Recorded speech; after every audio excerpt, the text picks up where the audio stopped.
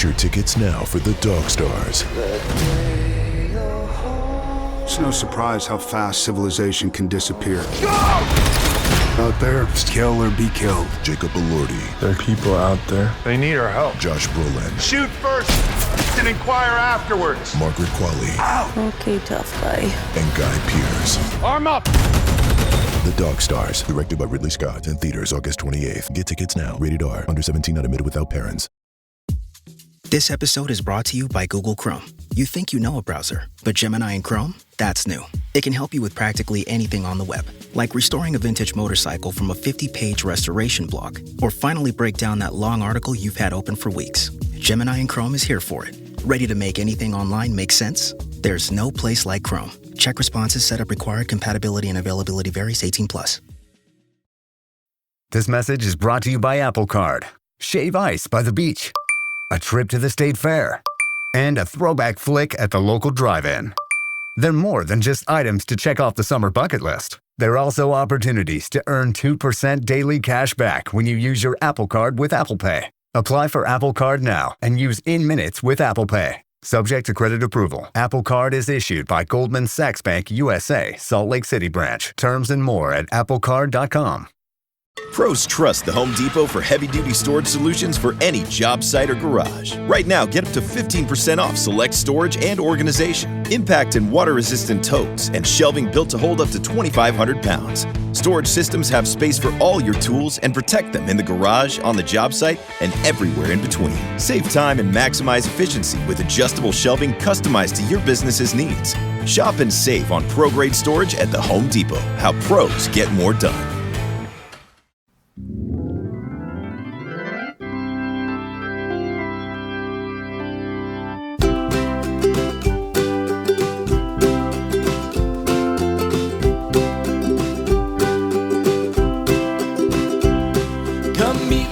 The Musial with Alan and Daniel. We'll talk about the Cardinals all night long. Everyone come gather round, listen to your favorite sound. We'll talk about the Cardinals all night long. We'll talk the games and all the rest, about the team that we love best. We'll talk about the Cardinals all night long. We're gonna talk about the Cardinals all night long.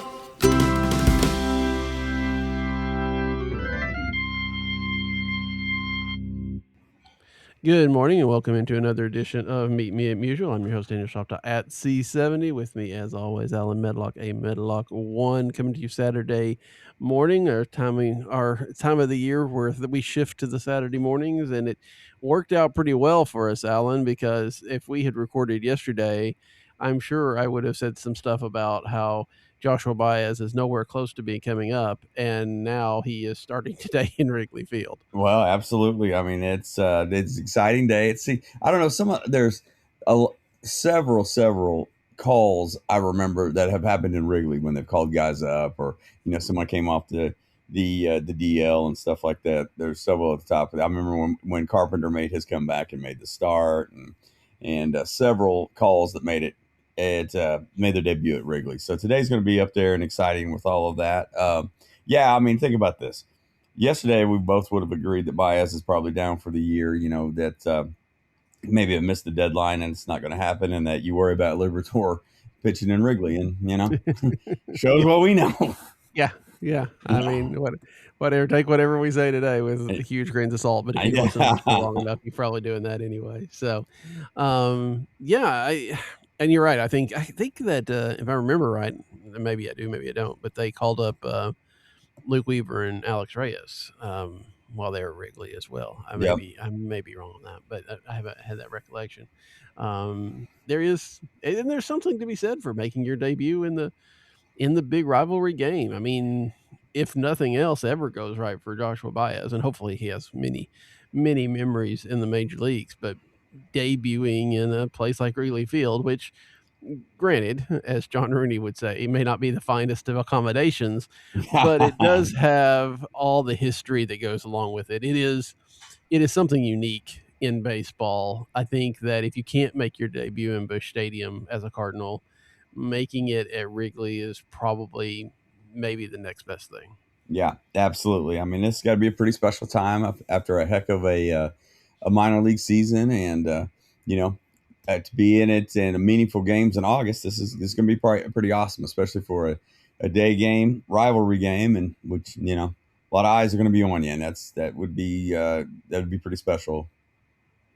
Yeah, and talking about a lot of eyes on, I think that leads to the next question. How much patience are we all going to have? I think that's a fair question, right? I mean, I think there's a lot of excitement about him coming up, and there should be. I mean, he's had an incredible year, and it looks like he's really ready for the major leagues after, two good, last year was pretty incredible as well. But, we've had these prospects that are hyped and are excited about and all that. And then, if they're not hitting in 2 or 3 weeks, how are people going to react? Are they going to be, giving him time, giving him patience, or is it going to be maybe they jumped the gun a little bit? Well, what faction are we talking about here? I mean, because I remember a lot of people, in April that wanted to give up on Walker too. You know what I mean? I think that I'm hoping that has added. I'm hoping that success this year, which is maintained. I mean, the power's down a little bit, but hey, he's still hitting. I hope that that kind of shows people that hey, these guys are young and they're going to transition through things. And Bernie had a great article about Baez struggled, and there was a little bit of question whether he was going to be ready, but then rebounded, and his plate discipline has gotten better, and one of those things, let's throw him in and let's see what we can do now. As far as rope goes, I think that it's organizationally it's going to be long, because I think you're going to get as long as his body's up to it, he's playing the extended season now. It essentially that the minor leagues will end without a playoff run in 2 weeks. Your body's in uncharted waters essentially, as far as at this level. But I think he's going to play. So as far as his body's okay and he doesn't need the rest, he's going to play. I do kind of wonder if he plays today, sets tomorrow, soaks it in, is in the at least one, if not the doubleheader on Monday, and we'll go from there. I mean, it's what I do like about this is something that we've always kind of wanted. Hey, I know development kind of won over on the idea of hey, we just need a shot in the arm offensively. Let's see what we can do. And they've timed it out. And I know there were some contractual obligations and things like that they played around with. But to get it up and see, hey, listen, go play left field. And let's see what you can do. And if the future is Baez, Walker, and whatever center fielder they clear up, I mean, that's pretty exciting. Yeah, it is. I mean, there's and Nathan Church has had a good August, so he has. I'm glad you brought that up. Where we not saying that's the not. I feel like I was really down on him probably 2 or 3 weeks in a row to be like, well, you know what? It's actually he's contributing. Let's put it that way. Yeah, somebody I can't remember who now on Twitter this week had his OPS by month, and it's been a bit of a fluctuation, but July was rock bottom, and August has been really good. And we've seen a little bit more of that. Maybe that's just getting adjusted. Maybe that's him, adjusting to the league, adjusting to him. And if so, that's what you want to see.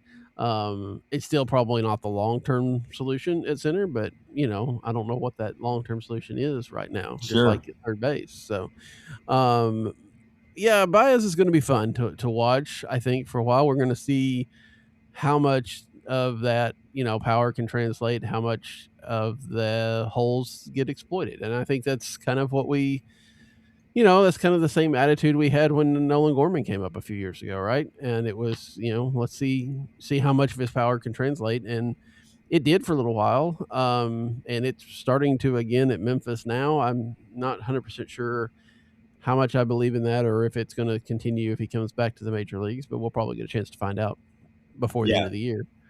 But yeah, I'm very interested to see how this Baez experiment goes for a while, because you're right. I think he's here for the rest of the way. He's going to play most of the games, and I think he needs to. I mean, you look at those lineups that the Cardinals have been running out, and the step from 4 to 5 is a heck of a drop off. Yeah, that's I do equate this to the length of the season and the, but what you put your bodies through, because the guys are essentially playing every day. Weather hardly ever sets, win about once a week at most, and I think that's probably more of the knees and all that. Burleson hardly ever, and Herrera never. And other than that, it's turned into a situation where you will go a 4 or 5 game span, which is unfortunate at this time of year where the offense just craters. And I do think that it may be a little bit of fatigue, but I think that's also part of playing so much of the youth. But yeah, you're right. I mean, it's almost one of those situations where it's a no lose situation, because you're playing where you are right now, officially 500. You're still in it. Some meaningful games. I mean, you're wholeheartedly in it. I mean, I think you and I both, when you look at Philadelphia's lineup and you look at San Diego's lineup and you see them and you're thinking, well, San Diego's now taken off. I kind of anticipate Philadelphia to do the same thing, but you never know. I mean, you're in it and they're young and may not know any better and just may just start playing well. And this may be the shot in the arm that they want, but yeah, they're going to have to hit. I mean, because it seems like you only have offense out of about 3 or 4 guys at this point. But it's this team sitting at 500 right now has shown that he can play with anybody, right? Yeah. I mean, they just took 2 out of 3 from Philadelphia and they beat Wheeler and Nola, right? No, they didn't. Oh, it was Wheeler and Sanchez. And played, they beat the Yankees. They played well yesterday against the Cubs. They have, and they have, do they still have the season series on the Cubs or is it tied now? I don't remember. But they probably Cubs may have it good. But the Cardinals won both series in Busch. They've played them well.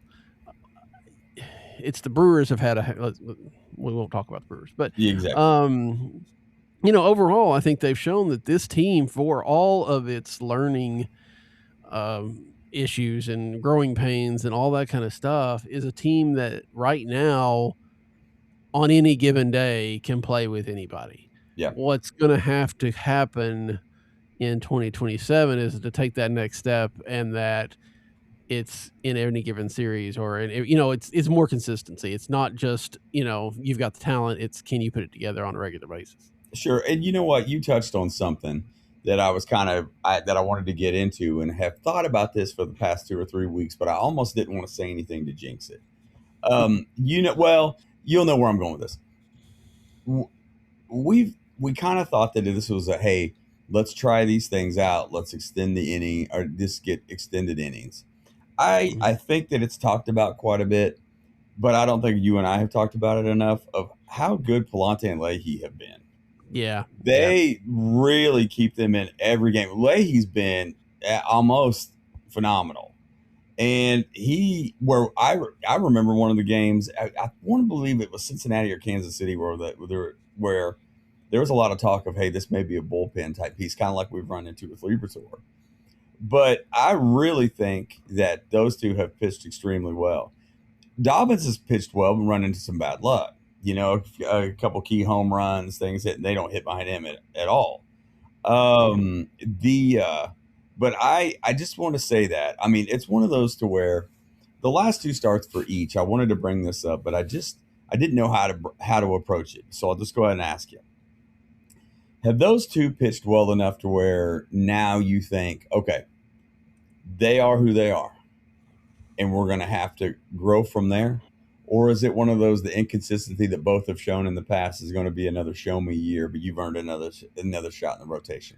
Does that make sense? My long-term question turns into, when does it turn into they're going to have to supplement to get better instead of play everybody for experience? And I don't mean that in any way to be a jerk, any way like that at all. Just a true question on the development process.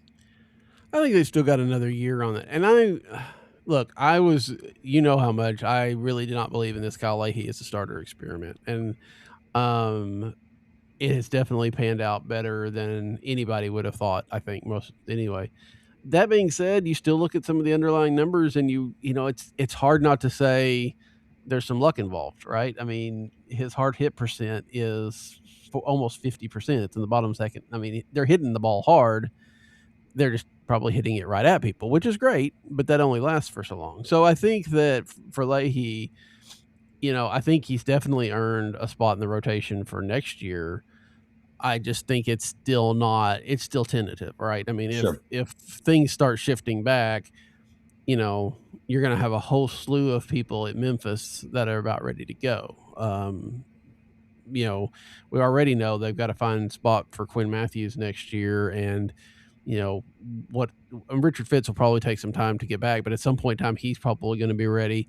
Liam Doyle might make it to Memphis by the end of the year here. Although I know Kyle said on a recent Walton and Reese that he thought they'd probably keep him in Springfield through the playoffs. But he'll probably at least start in Memphis next year. And, it might not take too long for him to be ready to come to the major league. So there's going to be a lot of options. So Leahy's going to have to pitch like his job's on the line because it is. Sure. As for Andre Palante, I didn't look at the numbers up in him yet, but I have a feeling it's a little bit of the same thing, that he's getting good results. I don't know how long it lasts. That being said, same thing. The way that they have pitched this year, they are in your starting rotation for next year. And if they can keep it up, as long as they keep it up, they've got a job. I think that's the key. I mean, even with all these pitchers knocking on the door, if these guys are getting outs, then they'll stay in the rotation. Yeah, it's been really impressive. And I'm a big Dobbins guy.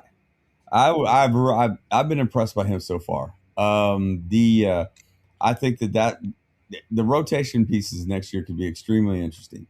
All the names you brought up, I hadn't even considered, because I kind of want to see where Roby ends up in this. Yeah. And I don't know, that's amazing. I don't know.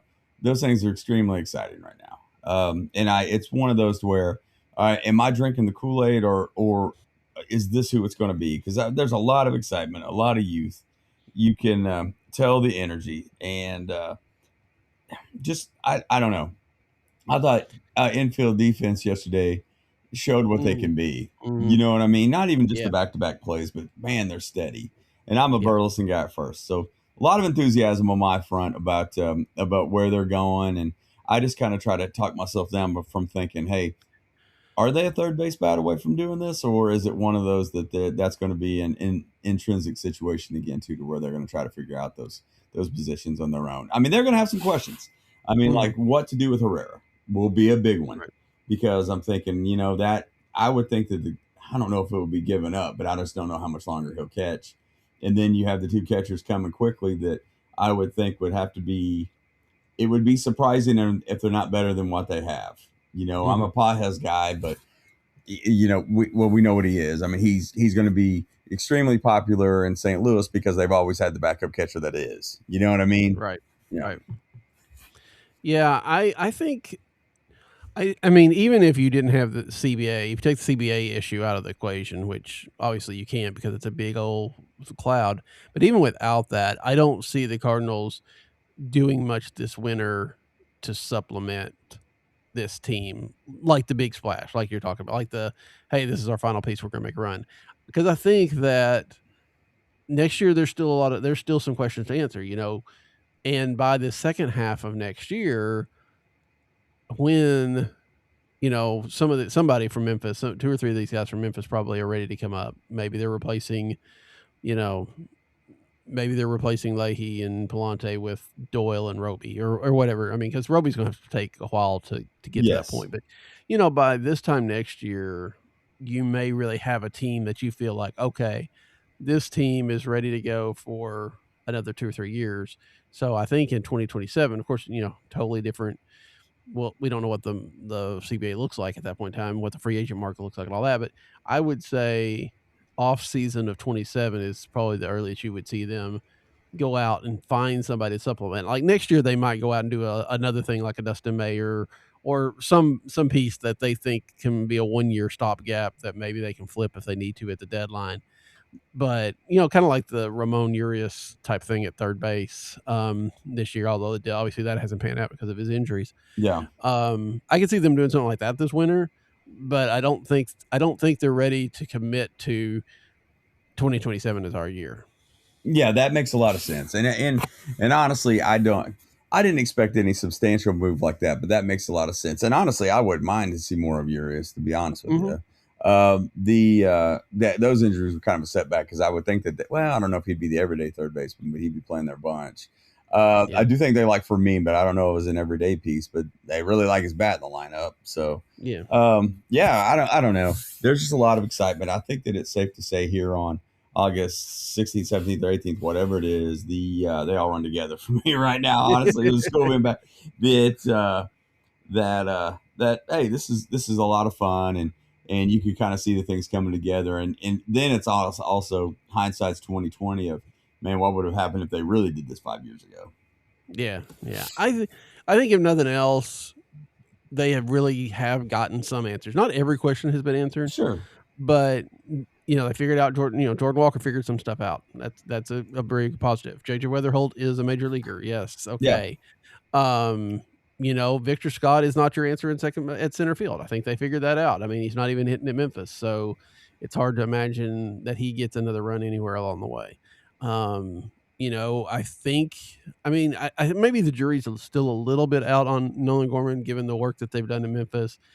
We'll see, but I would imagine they feel pretty confident that that's not your long-term solution either.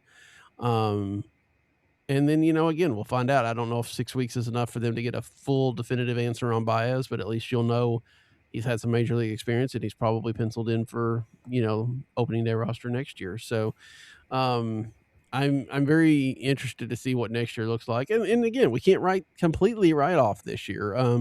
Cardinals are, I didn't, 3.5 back, I guess, in the wild card, probably 3.5 right now. Yep. Yeah. With a couple teams ahead of them. I still can't get myself to really care about that race yet because that's it was nice when yeah. Just 3.5 out with two teams ahead of you, a team that is still, kind of finding their way. I mean, if they put together some sort of run and they were, like neck and neck or took one of those last spots, maybe this late in the year, I'd get excited. But being that this team was supposed to be a rebuilding team anyway, it's hard for me to really believe that they're going to make that. Now, that being said, they beat the Yankees, they beat the Phillies. If they go in here and beat the Cubs this weekend in these next two games, maybe you should be more concerned with it. Well, just like we were talking before the show a little bit, this stretch of the schedule it's pivotal because you have the rally or the rivalry series this weekend. Anything can happen, but it's going to take a lot out of you. Then you have the 5 games in Cincinnati, which you never know what happens there, especially in the heat of summer when the ball is going to be flying. And then the return trip to Philadelphia, who now know that they owe you one, and they've got to pick up another game again. The Philadelphia lineup's really good.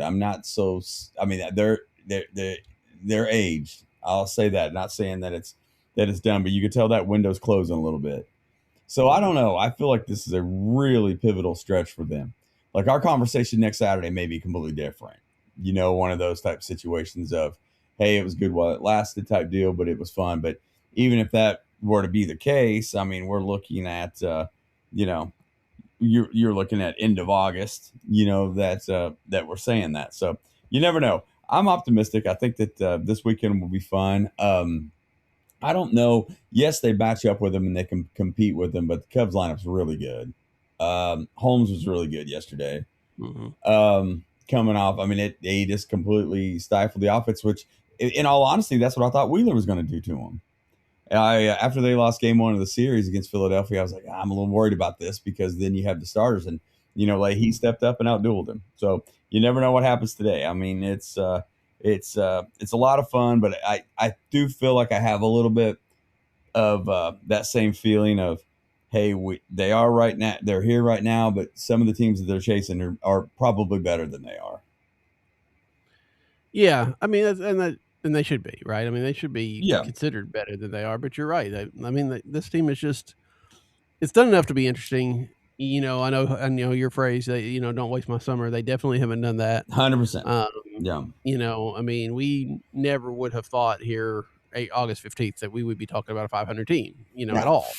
We would have probably mocked up the 27 roster 3 times by now, at least, on this show, if things had gone according to plan, but they haven't. And anytime we think they're going to plan, they surprise us because you're right. we all held our breath yesterday as Matthew Liberatore goes into Wrigley Field, because you know what Wrigley Field could be like, and we know what Matthew Liberatore could be like. And then he goes and throws 5 1/3 scoreless, and I think the only run he got charged with a run or two because Soriano gave up that home run when he came in with runners on. I know Bernie Michaelis had a tweet out, like, somebody explain Matthew Liberatore to me. I don't understand it, because about the time we're could definitely sure that he is the worst pitcher in Major League Baseball, and he's going to give up 5 runs in every single game, no matter how many innings he pitches, he then goes out and throws, a 6-inning shutout like he did against Toronto. I mean, that's 2 in the last 3 or 4 starts that he's had really good outings. So I don't know what to do with him. Yeah, I don't know. It's I don't know. It is an enigma to me, because there are some games where there are a lot of hard hit balls, like the guys know what's coming, and I do kind of wonder if that may be some of it. But yeah, I don't know. I mean, it's one of those to where it's also this situation of you want the best for the player and you want the best for the team, but if we're not convinced that that Liberatore is a long-term solution running out of contract time, do you want a good stretch of 4 or 5 starts? I don't know. So I would like to know, kind of what the thinking is behind that. But you're right. I mean, it's one of those where those starts come up and you're thinking, man, I hope he doesn't give up 4 in the first and settle down, because they don't hit enough to come back from that. But, yesterday, pat on the back. Last 2 starts have been good. Yeah, 2 of the last 3, because he did have that 5-inning blow up in the middle of that against against the Phillies. Yeah. So, but yeah, I just don't. He's got 3 more years of arbitration. He gets to be an R4 person. So, he's got 3 more years of arbitration. There's plenty of team control. But again, we just talked about all these pitchers that are coming up, that should be in the major leagues. I mean, Quinn Matthews has, gotten on the 40-man, gotten his feet wet, gotten a start. He'll get it. I'm sure he'll be the 27th man starting the doubleheader against the Reds on Monday. And at some point we'll probably be up here, definitely in September when rosters expand, right? He'll probably get his time. So he probably is going to be a spot where he needs to have a spot in the rotation next year. We've talked about all these other ones, but I think a lot of us have kind of penciled in, at least there's one opening because of Matthew Liberatore. But if Matthew Liberatore is still giving you games like this, and if he starts giving to him a little bit more often, it becomes harder to move him out of the rotation, doesn't it? Yeah, no, I agree. I mean, it's going to be an interesting scenario how they handle that. All that being said, with all the arms, is there a situation to where maybe some of those get moved? I mean, there's an element to me. I didn't kind of build on this. I'm not completely certain where Palante is in the arbitration game, but is this his year 3 or 4 in the bigs? I think it's his 4th year. I thought it was the 4th too. Yeah, he went to arbitration for the first time last year. Okay, he's got 2 more years. Okay, cool. Now, is there an element to where if they feel like, would a trade of Palante kind of be what Burleson would have been last year, as in you trade Burleson, you're probably further off than you think? You know what I mean? Is a trade of Palante thinking, hey, we need to get guys in this rotation for 2 years. That's so high. Is there an element of that, you think? I don't personally think so, but I do kind of wonder if that may be something if they do have to move some arms. Losing weight is one thing, but looking and feeling your best this summer, that's the real goal. That's why Weight Loss by Hims now offers the FDA-approved Wegovy pill and Wegovy pen. Wegovy is designed to help you lose weight and keep it off, so you can show up this summer feeling like yourself. With Wegovy at Hims, lose up to 20% of your body weight when combined with diet and exercise. It helps you regulate your appetite, eat less, and keep weight off. Plus, Wegovy is the first ever GLP-1 pill for weight loss, so there are no needles needed. Ready to reach your goals? Visit hims.com/FFSN to get a personalized, affordable plan that gets you. That's HIMS.com/FFSN, hims.com/FFSN. Weight loss by Hims is not available in all 50 states. Wegovy is the registered trademark of Novo Nordisk AS. To get started and learn more, including important safety information, Wegovy clinical study information and restrictions, visit hims.com. That's HIMS.com/FFSN, hims.com/FFSN.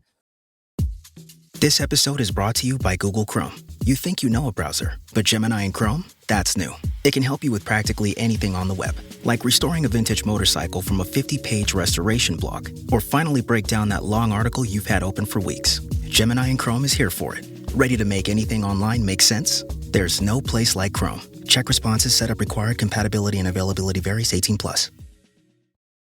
I think that's very legitimate, because there was a lot of smoke around trading him even at this deadline. Not that the Cardinals said anything like they were going to, not that they necessarily ever considered it, but that idea of people looking at this team and saying, that would make sense because he's got so much control and he's really pitching at the top of his game. So if he continues to pitch like he does this year, I do think that there's a decent chance that they move him in a deal this winter. Or, because it wouldn't be for anything, just huge, but I think that's a reasonable idea. And Leahy could be the same way. If somebody wants to take the risk on him, coming back to earth, as it were, maybe that's the case. Maybe somebody takes on Matthew Liberatore and, says, that obviously he can do it.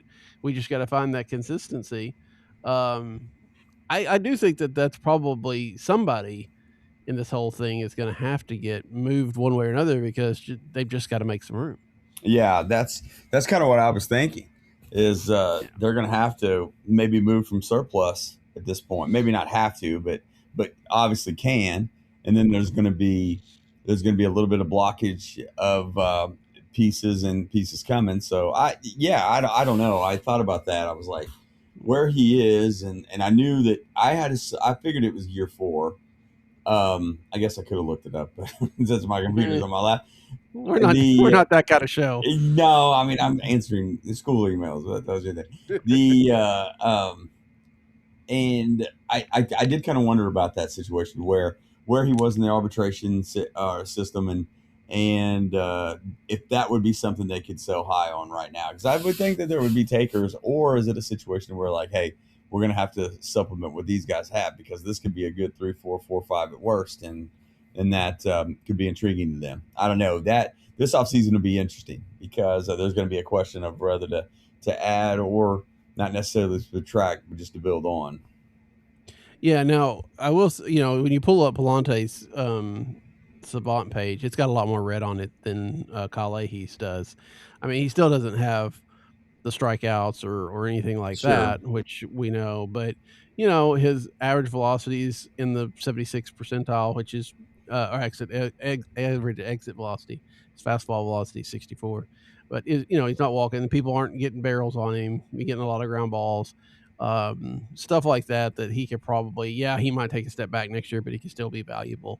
And we've seen this. Like, he was rough last year. We know he was terrible, but in 2024 he was good. So it's not like this is completely out of the blue. So I think that there would be some value there. Now, again, about the time you think you've got all this pitching depth is when you find out you don't have pitching depth after all. So I get, that's one of the reasons like John Mozeliak was very hesitant to trade anybody off at all, because he knew at some point in time they would need 18 pitchers in a game. So I don't know, but I think that if you really feel good about some of these guys like Dobbins, you're going to have Dobbins in your rotation all year. You're going to have Matthews in your rotation all year. It's either move Palante or, maybe Michael McGreevy. McGreevy, again, another guy that pitches well above his metrics, but he consistently does it too. So, now again, how are these pitchers going to be valued around the league? Are these pitchers going to be looked at as, well, they play in Busch Stadium in front of a really good defense, and maybe that doesn't work for us?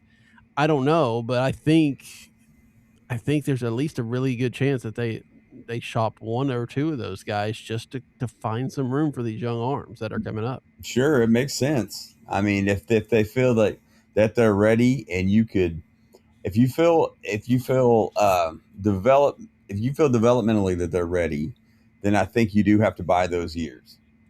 Come quickly, especially in a situation where it is still a rebuild, and you can maximize that value. I thought the same thing. I mean, Palante's the one that I don't know why seems like the low hanging fruit on the trade deal. Like personally, if you can move on from the highs and lows of Liberatore, that wouldn't necessarily bother me. I'm a big lefty fan. I think that he has the potential, but I've grown less confident that that's gonna happen.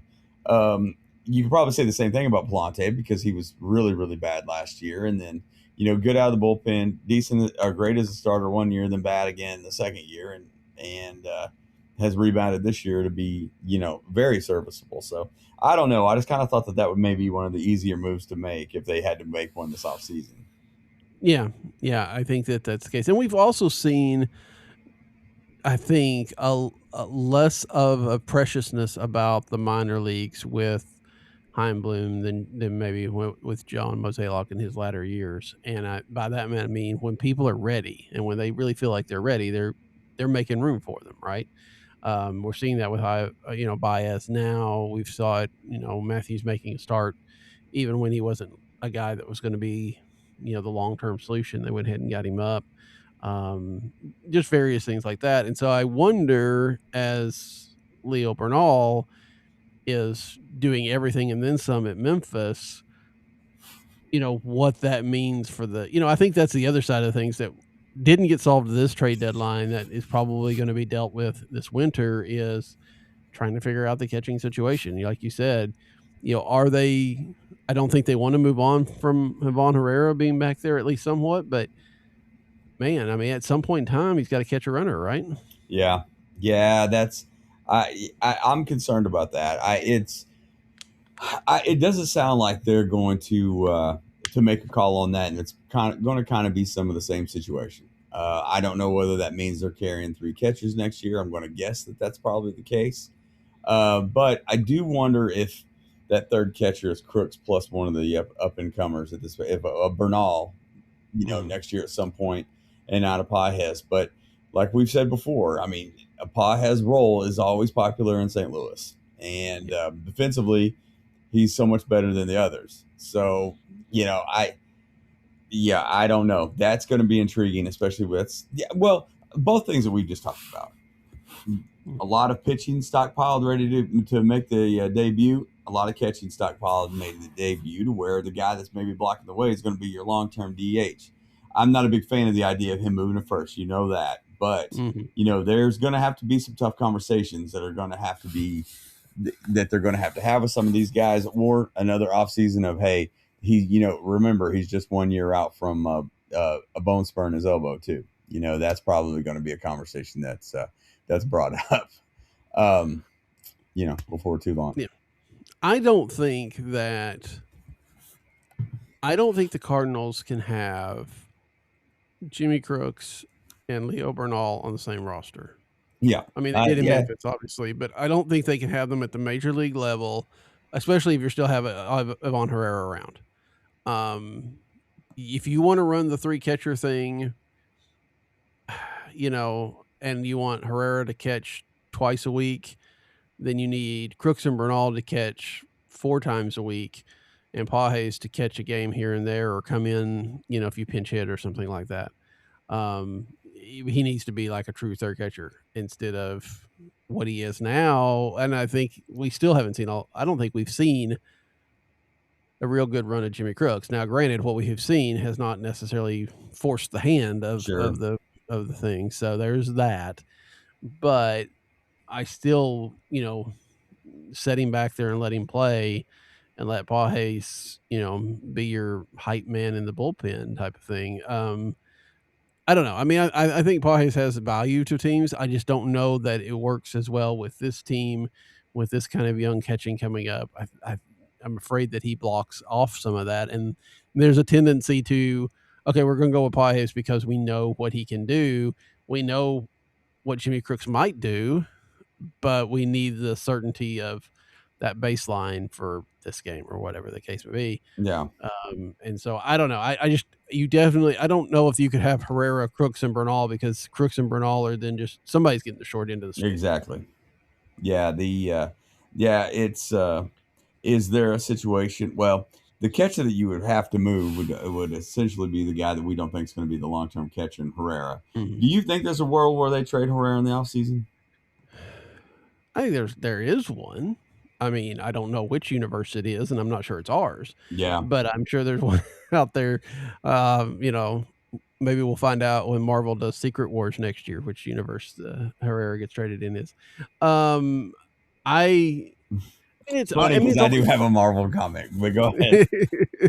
There is a possibility. I mean, you never know. I don't think they're trying to move him there. Because you can DH him. I mean, if you have to leave him as your DH, just knowing that he'll get more days off than maybe some DHs because you want to rotate things in there. But he's DHing what, 4 or 5 times a week this now. I mean, if you keep it up like that, I think you just have to.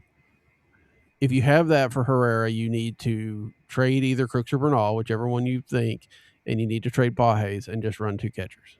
Yeah, and that's the situation I hope happens next year. But I'm a Herrera bat fan. I would like to see him sticking around, but I also understand that there's a little bit of a blockade, if they still want to put him behind the gear. Yeah, and if you could get like a real need, a young, controllable third baseman for that, not likely to happen. Because most likely you're trading a bat for an arm or something like that. But if somebody had 5 third basemen out there, they're really good, and you could trade for one of those for Herrera, maybe that's the kind of deal you do. But you're not trading him. I don't think you're trading him just to free up spots. I think if you're going to do that, that's where you're moving Crooks or Baez or whoever, because I think you still want Herrera at bat. I think he's still better than probably everybody. He's proven himself at least more in the major leagues than anybody else. Yeah, that's true. I agree with all that. It's one of those that if that bat brings you back a major piece, I do wonder if that would be the move that's made, because he could be one-dimensional at this point. Mm-hmm. Yeah. Shift gears a little bit. We saw Matthew Liberatore pitch very well yesterday, and then George Soriano, who early in the year was kind of that lockdown guy, right? We were talking about him taking over the closer role when O'Brien was struggling. Really seems to have hit a bit of, I don't know if it's a wall, I don't know if it's the league figuring him out or whatever.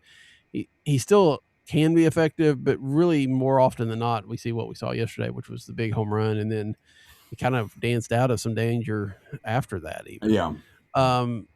Is there really anybody out of that bullpen? How much trust do you have in anybody in that bullpen? I guess not a lot. I had that same conversation this week that the bullpen is what concerns me the most about just absolutely being gassed at this point. Because Soriano was really good, for a long time, and it seems like we've had the same situation with a lot of the relievers. We were kind of done with O'Brien, for a while, and it doesn't seem like you see O'Brien as much right now, and then it's just it's weird, and then I don't know. It is always that situation in the bullpen, and the one that, even though he was inconsistent and where you weren't going to see him anyway, was Romero, who's been shipped out. I don't know. It's a little. I don't know. I can't name a name that I'm super, super comfortable with coming in to get an out. Brule's been decent, good at times. But it's tough. Yeah, I think all of them have kind of gone up and down, which is the nature of a bullpen to some degree. But, Brule and Stanek early on were like, you can't bring those guys in. They're just lighting things on fire. Yeah. And then they come in some parts of the season, they've been like, those are lockdown guys. Those are your guys that are going to get the outs, that are going to do things. And now I think they're still closer to that. I think Stanek, we've seen him be somewhat erratic, but then he kind of got out of that bases loaded jam That against was the awesome. Phillies. But yeah. Yeah. So I mean, he's still gonna occasionally give up 2 or 3 home runs and blow it, but for the most part, I think if you were ranking them, yeah, O'Brien is probably your first one. Stanek might be your second one. That's not saying a lot. You're right, because there's not a whole lot of you trust out there, but yeah, it might go him. It might go O'Brien, Stanek, Rural, and then I thought it was going to be Ferguson after he came in and pitched pretty well his first outing. Now he can't throw strikes. Now I can't throw strikes, so I don't know about that, and then I still don't have a feel for this Strelinsky or whatever. He's kind of kind of mediocre. I really wanted Luis Gastelum to be. I agree with that. Something. That may have been. He is one. That's the intriguing thing. That's the intriguing arm to me, not because of performance, but I do wonder if in a non-development year, if he would have already been out. You know what I mean? If it would have been like, hey, you're going to need to go back down, because he really struggled with the strike zone and hard contact. Yeah. Yeah, I think that definitely helps that it's not a development year. I think that also means that they see something there, right? That he's making progress, that they, it's learning, it's figuring out when to throw that, or throwing that changeup more, or whatever the case may be. It's just he's taking his lumps. But I do think I think you're right. I think it's telling that he hasn't been sent back down. I mean, part of that is because there's no, it's not like he's the weak spot in the bullpen. Everybody's that way. And we've also not seen a whole lot of transactions this year. We talked about it even at the beginning of the year, right? That we weren't going to see just this churn of relievers, in part because there's a lot of people without options out there. But we haven't really seen that. Yeah, it is. Yeah, I don't know. I mean, it's funny.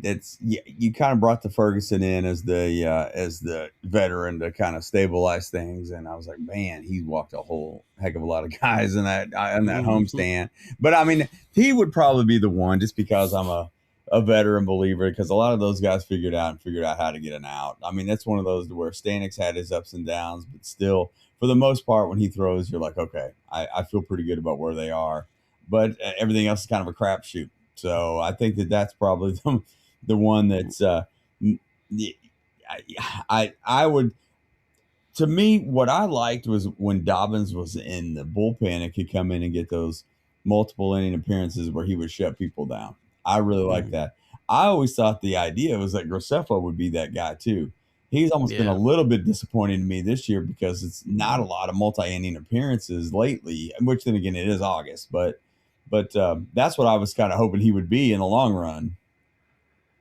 Yeah, Graceffo just hasn't been that good either. Yeah. That's probably part of it. I mean, although his ERA is just over 3. I mean, it's reliever ERA, and he's only pitched let's see how many, 59 innings. That's not too bad. 60 innings. But he's not striking anybody out. Yeah. And he's walking people, and he's probably getting away with a little bit of stuff. So, I mean, again, maybe you bring him in and you feel like, hope the luck is still with you, I guess. But, and that makes you wonder. I mean, again, we talked a lot about it, and I think there's still going to be that discussion of, will Matthew Liberatore eventually shift to the bullpen? Because we've seen him be effective in a relief role, and we know that he can be good in an inning or 2 or 3. It just, if it feels like eventually it's going to pile up on him, but if stuff starts to pile up with him as a reliever, you can get him out a little bit faster. I don't know. I mean, do you think that's if not this year, then maybe that's how they deal with this logjam in the rotation next year? Maybe some bullpen help. Yeah, that's, I mean, kind of how they've done it in the past. That's how Palante broke in, and Leahy, of course. Well, Liberatore, of course, but I could potentially see that. I mean, there's an element to me that's kind of surprised they haven't gone that route anyway. Yeah. I mean, I wonder how many times they've been like this close to doing it, and then he goes out and pitches well against Toronto, and they're like, well, okay, and then he has a bad start against Philadelphia, and it's like, okay, one more, and then he goes out and has that outing in Wrigley. It's like, they don't, just as And they don't have. I mean, Matthew should be about ready, and they may be trying to limit innings here. And they've talked about Sure. that some, right? Trying to limit innings on everybody. How that's going to work out, but Liberatore is one guy you don't have to worry about innings on because he's been around enough, and he's not making this big jump because he's been a starter. So, if you're just trying to get to the end of the year without, maxing out people's arms, maybe leaving Liberatore in the rotation is the way to go. Yeah, and that's probably the safe play, and for for the lack of better choices, at this point. But yeah, Matthew's coming back. Are they gonna? Do you see that going to a 6-man? I don't know. I think he comes up as the 27th man on the doubleheader, which means he goes back down after that. And then he'll come back up, September 1st or somewhere soon after. And I don't know. I just don't know if they'll do a 6-man or or they might put him in the bullpen at that point in time to kind of let him get eased in some too. I don't know that that's the way they go, but I just don't know that they're going to go 6-man rotation. Yeah. Because that's just one. Although I guess if they were ever going to go to a 6-man rotation, that would be the time to do it because the bullpen would be just as big. You're not taking an arm out of the bullpen and putting it in the rotation. So you have a 6-man rotation and you have, 8 guys in the bullpen or whatever the case may be. So yeah, that they might in September do that. I guess I wouldn't be too surprised if they just insert anything like that. This episode is brought to you by Google Chrome. You think you know a browser, but Gemini and Chrome? That's new. It can help you with practically anything on the web, like restoring a vintage motorcycle from a 50-page restoration blog, or finally break down that long article you've had open for weeks. Gemini and Chrome is here for it. Ready to make anything online make sense? There's no place like Chrome. Check responses, setup required, compatibility and availability varies, 18+. This message is brought to you by Apple Card. Shave ice by the beach. A trip to the state fair. And a throwback flick at the local drive-in. They're more than just items to check off the summer bucket list. They're also opportunities to earn 2% daily cash back when you use your Apple Card with Apple Pay. Apply for Apple Card now and use in-minutes with Apple Pay. Subject to credit approval. Apple Card is issued by Goldman Sachs Bank USA, Salt Lake City branch. Terms and more at applecard.com. Yeah. I think we probably get what we get at this point, rotation-wise, to say that.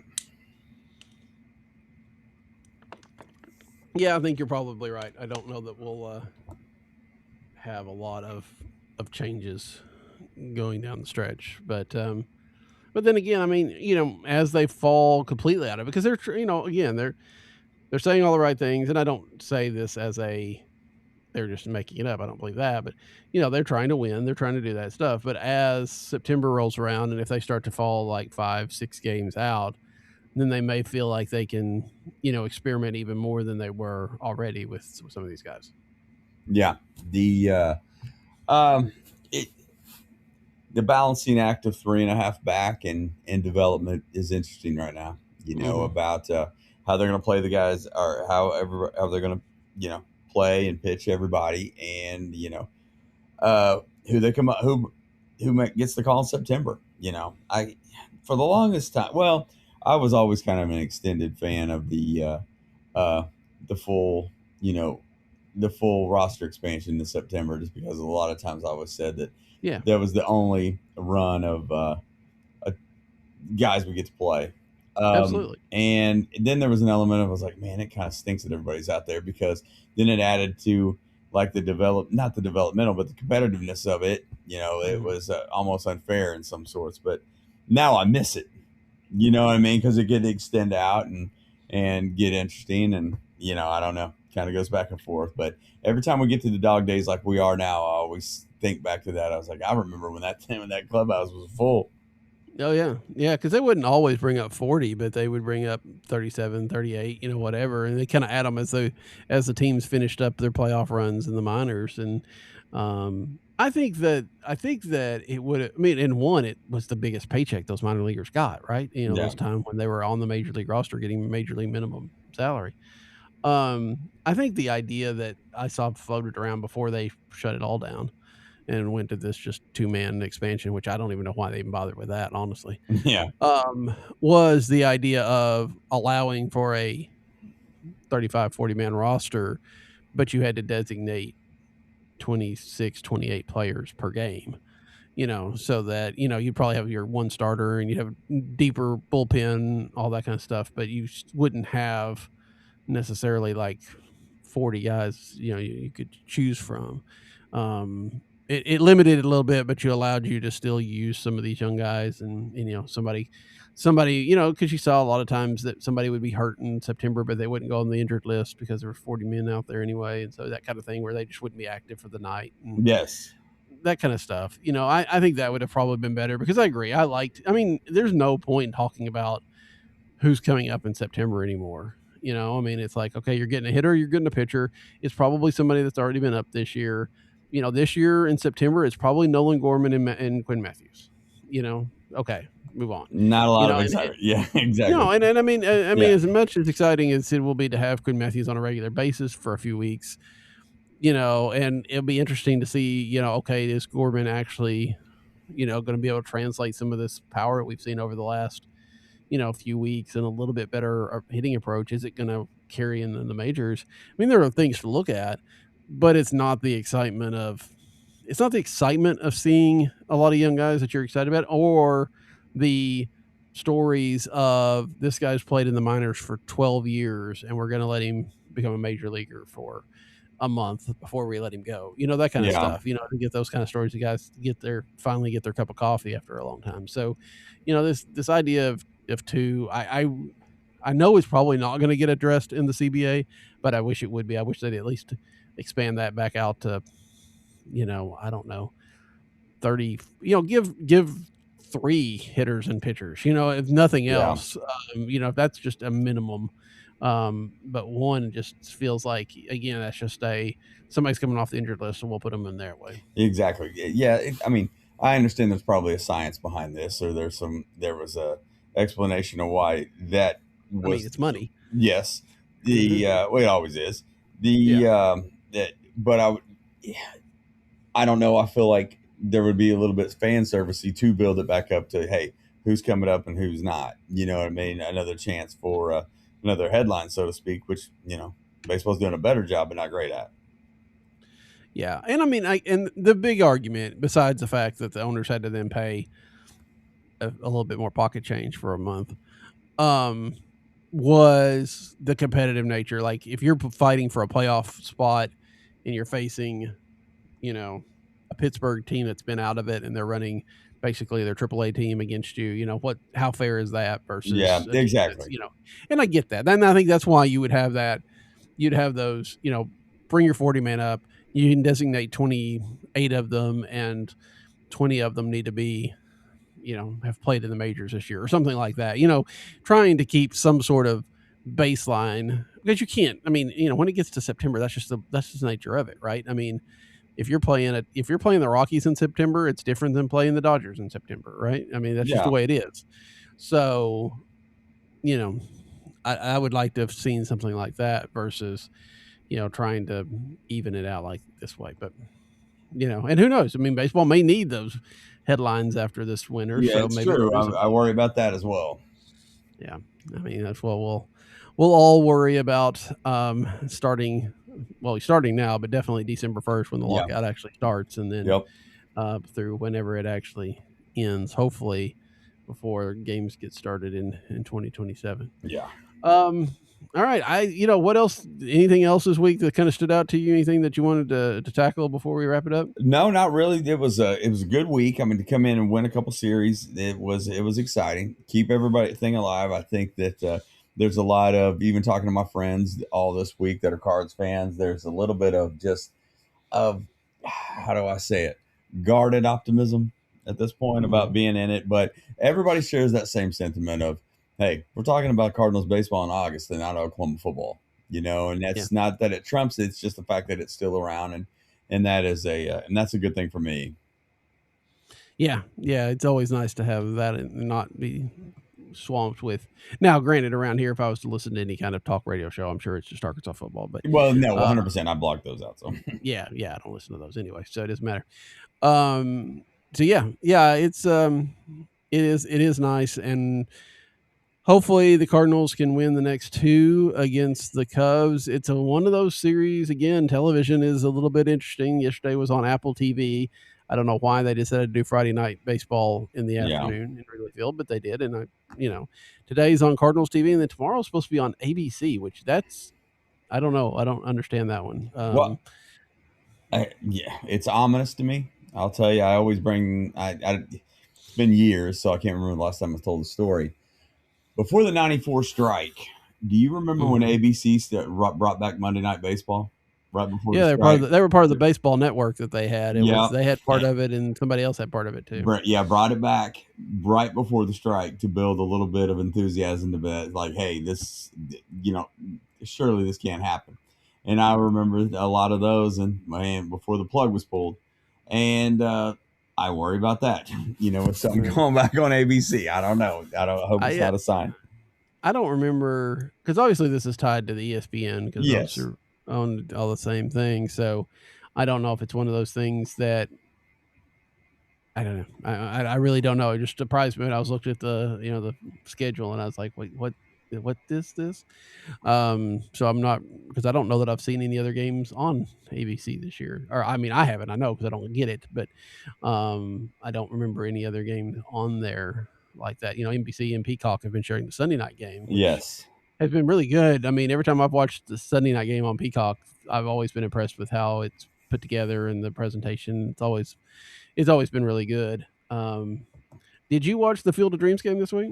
I watched from the 6th inning on. We had back to school night the other night, but I did watch enough of it, which that's another one that I really like. I mean, there's the new ballpark was cool. That I kind of like that.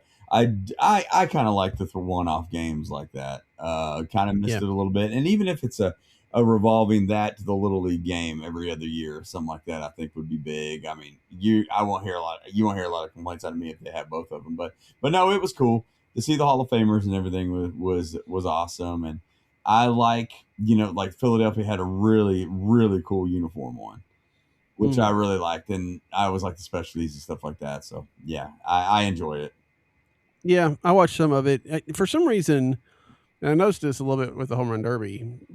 For some reason, for me, games don't come in as clear on Netflix as they do on any other streaming channel. Play Peacock, or I don't know if it's the way they film it. I don't know if it's the way they transmit it. I don't know, but they always seem not as sharp, a little bit more blurry. Maybe it's just my connection. I don't know, but it was pretty neat. I mean, you had Roger Clemens in the booth talking with his son out on the field. That was kind of cool.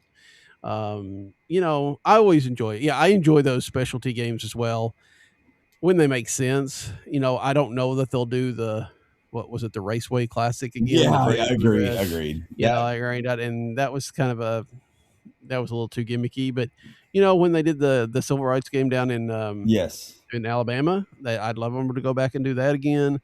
Playing it in Williamsport. It would be interesting to play one in Omaha. I've always thought that would be cool.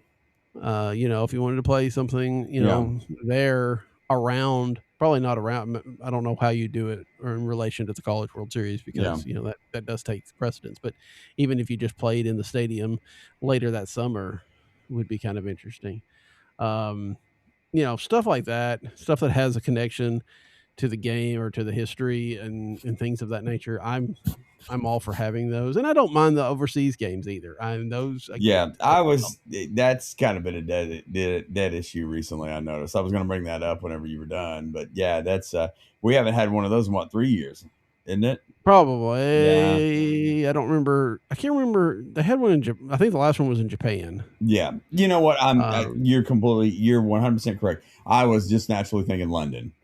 That's what I meant. Yeah. They did the year before the Cardinals and Cubs did London, and then I think they did London the next year. Mm-hmm. And then I think maybe 22 that they went to London, right? Or was it 20? No, it was 23 because it was in the middle of the terrible season. 23 they went to London, so 24, and I think 25 may have started in Japan. I don't think they had any this year. I would be interested to see them going. They've talked a lot about going back to Puerto Rico and playing a game. That would be cool too. And they talked a lot about that when Yachty was still with the team. At the Cardinals being a representative for that. Games like that are fine. I mean, I get the hassle and the transition, but I think that they make sense. Again, just playing a game in a weird environment like the race car track. Yeah. I mean, it's kind of interesting for the novelty, but I wouldn't want to do it again. Might as well bring it to Hale High School, That's right. Let Coach Medlock, get that. AD Medlock should be able to arrange that. I'll send some emails. Yeah, he should be able to. I'm sure you can make that happen. So, but yeah, I think there's some interesting things. So hopefully, we'll see. I know they saw that they have another Field of Dreams game next year with the Royals and. Was it the Royals and White Sox? I don't remember. It's Royals and somebody. Yeah, I saw. I can't remember. Yeah, I don't remember. I saw the announcement. Royals, and I want to say Royals and Reds, but that may have been who it was before. I can't remember. I know the Reds have been there, so yeah. So we'll see how that goes next year. I do think I like the fact that they play like if they're going to do it like they did, play a couple of years and then take a couple of years off. Yeah, agreed. And make it not just a normal everyday thing, but kind of a more rotating. That's where play next year in the Iowa, then 2 years from now go back to Alabama and stuff like that. Yeah, Williamsport, that kind of thing. Well, hey, listen, I know we're running a little bit long, but I do want to get a really short opinion of yours on something. Why don't the Cardinals host All-Star games? Well, to be fair, it was 2009 last time they hosted, and there have been a lot of teams that haven't hosted in the past. I just think that it's hard to get a rotation going because if you did it evenly, it's one every 30 years, right? Yeah, that's true. The Cubs are getting it next year for the first time since 90. I think it was 90, wasn't it?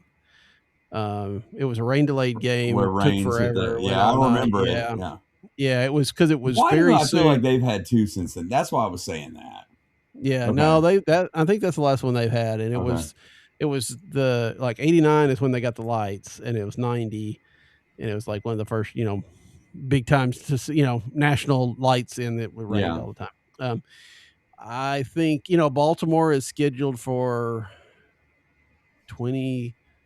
I think they're rumored to be 2029 or 2030. They haven't had it since 93. Well, Toronto's the same type of thing. That was Griffey in the home run derby. Okay, well that makes a little bit of sense. For some reason, it all kind of runs together. And I was thinking, are they way down on the priority list here?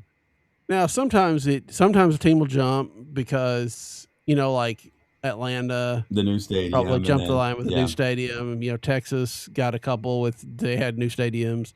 Things like that. They went to Philadelphia this year because of the 250th of America, that kind of stuff. So those kind of things can alter it as well. But I don't know that the Cardinals are getting shortchanged as much. It's just when there's that many teams, unless you just rotated it among, you got to rotate it among everybody, right? Yeah. And it just takes a long time to come back around. I mean, hopefully we'll see another one in our lifetime, but I guess you never know. Yeah, good point.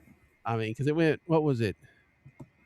I don't know, before 2009, it was what? I think it was in the 60s when they had the World Series. Gosh, I don't know. I just know the one in my memery, was 09. So yeah, I went up to Fan Fest for that. Got a chance to do the Fan Fest part. I didn't get to do the game, but that would be a lot of fun. Maybe if they have an All-Star game, they can have Blogger Day at the same time. Yeah, that'd be perfect. That would be fun. Yeah, because they'd have all those open tickets. That's right. Yeah, I guess nobody wants to go to that. Yeah, exactly. All right. Well, Alan and I will be back with you again next week after hopefully the Cardinals are beating up the Cubs and taking care of the Reds. But until then, for Alan, I'm Daniel. Good night. Good night.